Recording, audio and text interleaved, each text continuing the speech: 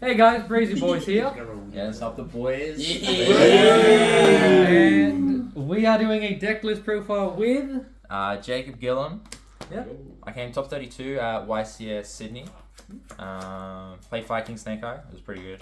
Mhm. It's not what most people like. I know that Pure is like the preferred pick, but I like the Viking cards a lot. So yeah, sweet. We'll just get into the deck profile, yeah.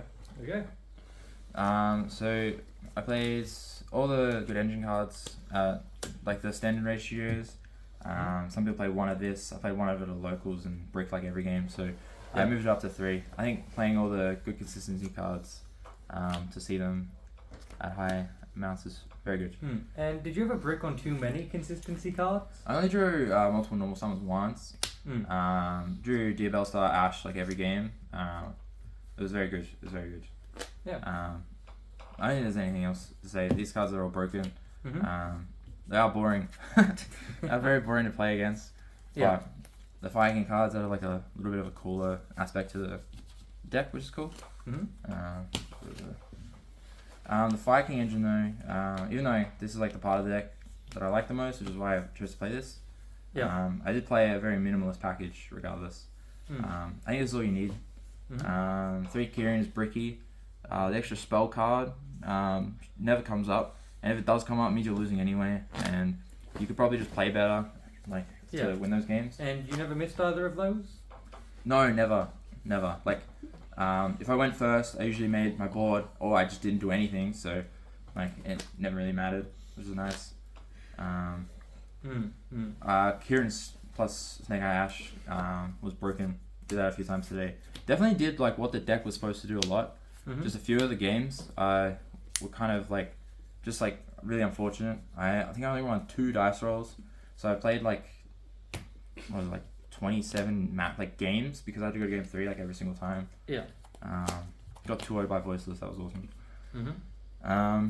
Now I played a little bit more than 40. I played 44 because I wanted as much non-engine as Pure did. Because I thought this deck was best when it was playing like the pure Snake Eye deck. Yeah. But having the Viking cards is a different way for interruption, just having a lot more interruption, which was nice. So I ended up playing the 2 Mourner, 3 Imperm, 3 Ash, 2 Droll, 3 Nib, and 3 Veiler. Also played this main deck Crossout as well.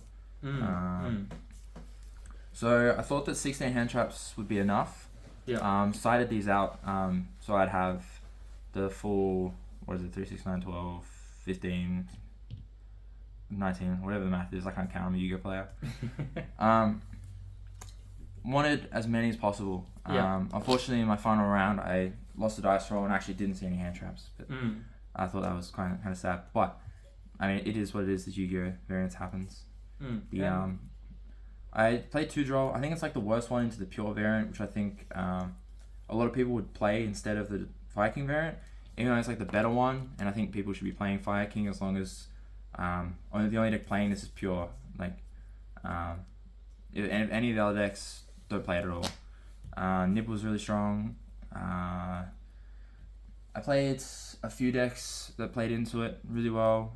Obviously pure Snake Eye, play around it if you don't draw another hand trap. These are really good as well.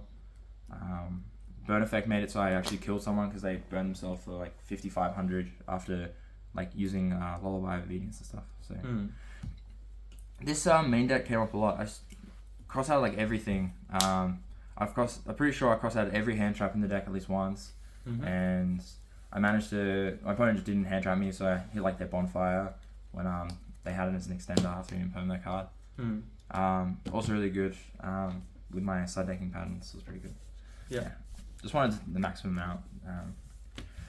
Maybe the reason why I didn't open 2 of them was because I played 44, but I played 20 non-engine. I think it's a 1% difference or something. So that's right. Some cool cards. So I'm doing the extra deck. All these cards are pretty normalized. All the Link 2s are really good.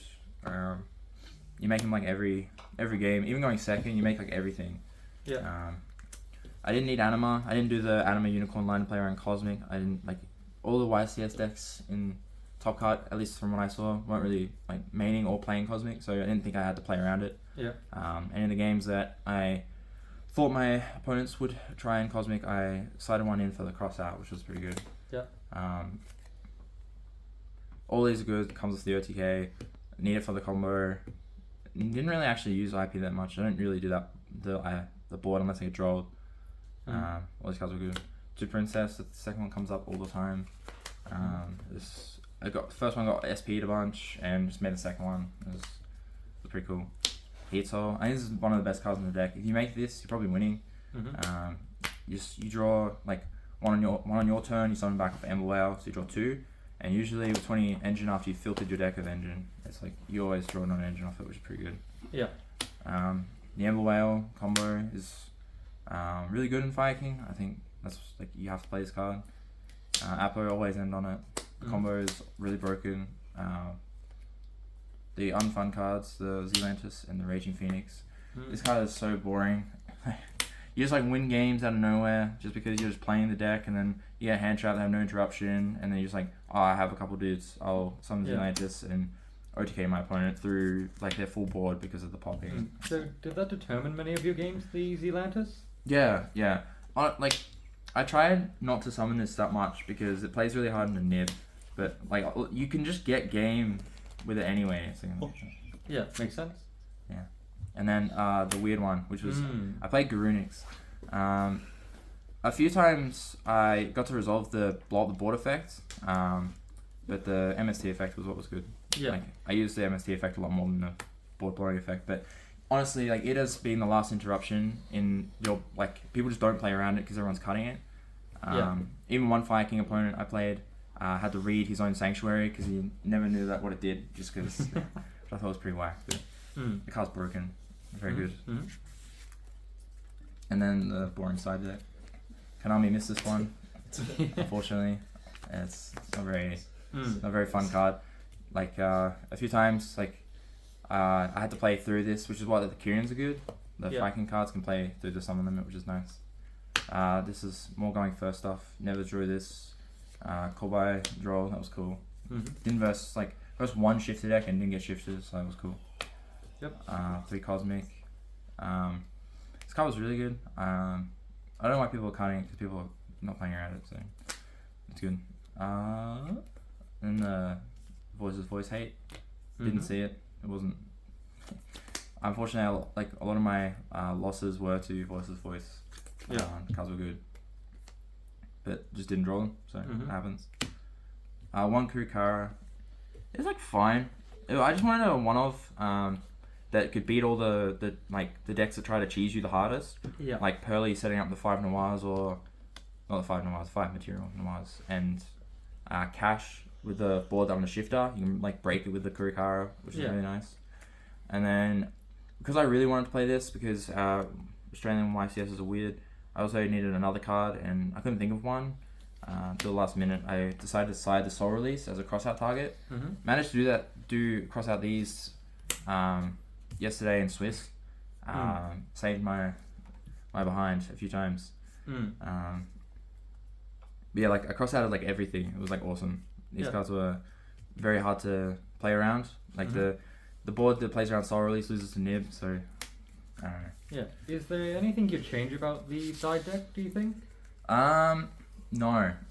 I probably won't be playing this deck for like a while. I think this deck's really like boring. The mirrors are cool when you're not getting cheesed by summon limit and like 6 hand traps. But when the games get to play, they're quite fun. But otherwise, like maybe like we get rid of these. These were terrible. I never drew them. Like even in testing, like I just never the one time it was good was when I ripped an extra hand trap, but like the take effect wasn't very good. Just garbage. I'll probably swap these out for something else, but not too sure what. No, it looks good. Anyway, do you want to do any kind of shout outs or anything? Yeah, I'd like to shout out Dan Solo's Comics and Collectibles, Area 52. We're the Hobart boys. We're from Tassie. We did a really good job, I think. We won lots of mats. I think we performed really well. I think we were really good vocals. And I think we were competitive. And we lost on table 450. No. Shout out to Matt becoming top 16. You'll probably see that deck profile later, Yeah, for sure. if not already. Now, boy. Otherwise, yeah, thanks a lot, guys. Alright. Thanks, Jacob. Cue the J outro.